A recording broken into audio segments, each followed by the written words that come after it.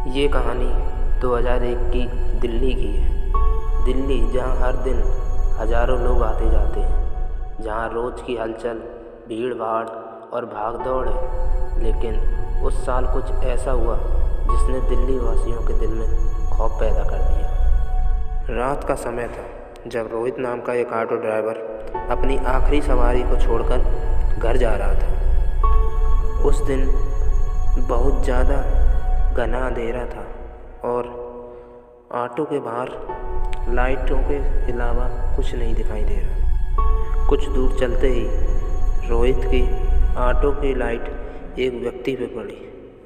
जो व्यक्ति अंधेरे में खड़ा था वो इंसानों से बहुत अलग लग रहा था और उसकी हाइट भी इंसानों से काफ़ी ज़्यादा थी।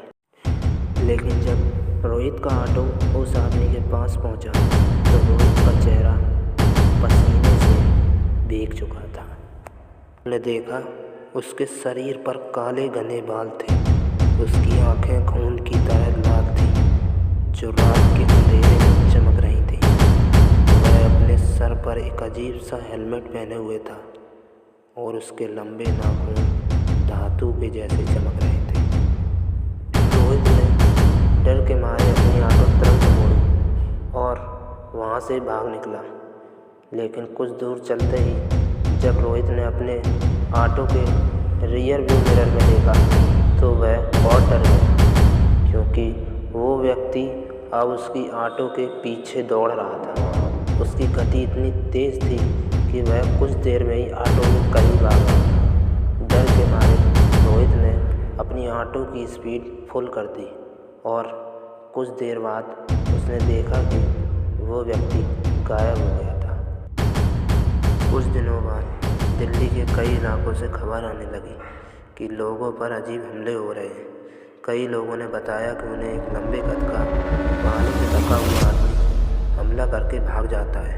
उसके नाखूनों से कई लोगों के शरीर पर गहरे जख्म हो गए थे। सबसे भयानक बात यह थी कि जिन लोगों पर वह हमला करता था वो कुछ दिनों में पागल हो जाते थे और चीखते और अजीब अजीब हरकतें करने लगते थे।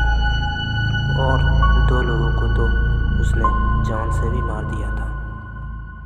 कई बार लोगों ने उसे दिल्ली के बाहरी इलाकों की तरफ भागते देखा। यह अजीब व्यक्ति शहर से दूर जंगलों की ओर चला जाता था और वहाँ जाकर गायब हो जाता था।